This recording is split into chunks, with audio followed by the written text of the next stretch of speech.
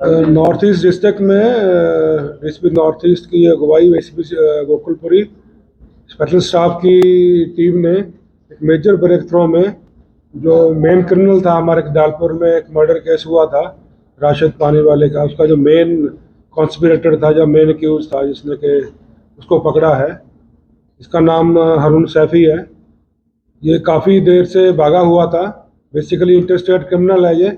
इसके ऊपर arms act के मुकदमे हैं, मर्डर के मुकदमे हैं, आर्म्स सप्लायर का काम करता था, एमपी से लाके इधर स्टेटों में हथियार भी बेचता था, और एक्सटॉर्शन का मुकदमा भी है, खासकर टीएसआर छोटे मोटे दुकानदार जिनसे पैसे भी ये लेता था।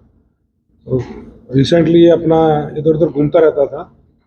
तो इसमें सस्टेन्ड एफर्ट की तो पुलिस को इन्फॉर्मेशन आई थी कल कि रात में ये किसी से मिलने आने वाला है। तो पुलिस ने ट्रैप लगाया था खजूरी खास में मेट्रो स्टेशन के पास।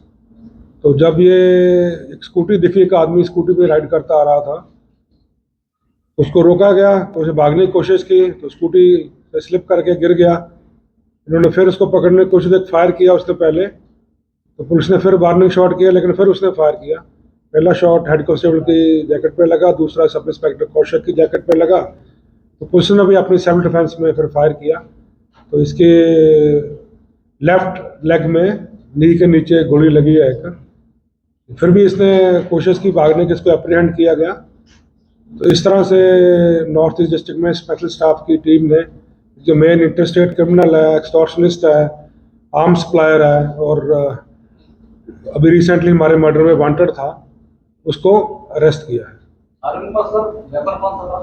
ये सेमी ऑटोमेटिक पिस्टल है। उसको एक पिस्टल मिला, उससे 2 लाइव राउंड मिले हैं। 5 राउंड उसने फायर किए हैं, 9 राउंड पुलिस ने फायर किए हैं। तो उसे एक स्कूटी की रिकवरी हुई है, एक ऑटोमेटिक पिस्टल की 5 राउंड की, इस तरह से उसे रिकवरी हुई। सर, मर्डर के पीछे का मेन मोटिव क्या था, किस वजह से मर्डर किया? मेन मोटिव यह था कि पहले ये आर्म्स सप्लाई का काम करते थे, एक और आदमी है नसीम दुरानी, इसके साथ ही काम करता था। इनकी पैसों के लेन देन में कोई दुश्मनी हो गई आपस में, तो उस चक्कर में इनका आपस में दुश्मनी चल रही थी। वो भी अपना काम धंधा करने लगा, जो इसका करता, इसके पास ही काम करता था। शुरू में ये पहले इसी राशिद पानी वाले के पास बैठते थे, उसकी दुकान में बैठते पूरते होंगे, फिर आपस में अलग हो गए, उस चक्कर में इनकी आपस में दुश्मनी।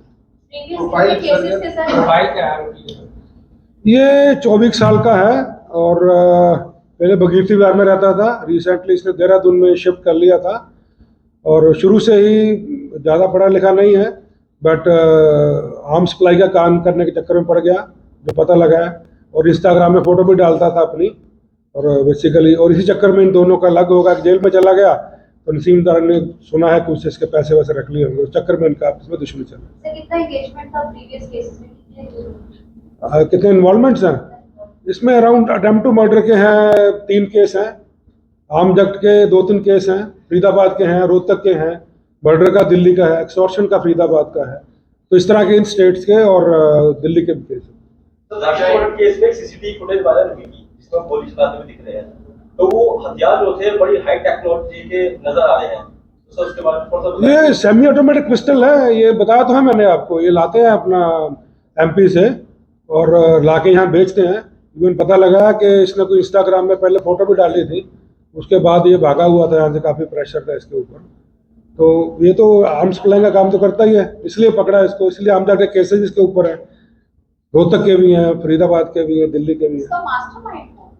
यही है, यही था मेन। जो आर्म सप्लाई करता था उसको कहाँ से मिलते थे? ये पता नहीं, कहते एमपी से कहीं से लाता है वो, आगे इससे पूछताछ करेंगे, अगर वहाँ आगे बढ़ पाए तो बढ़ेंगे। ये कितने पैसों के लिए मर्डर किया था सर?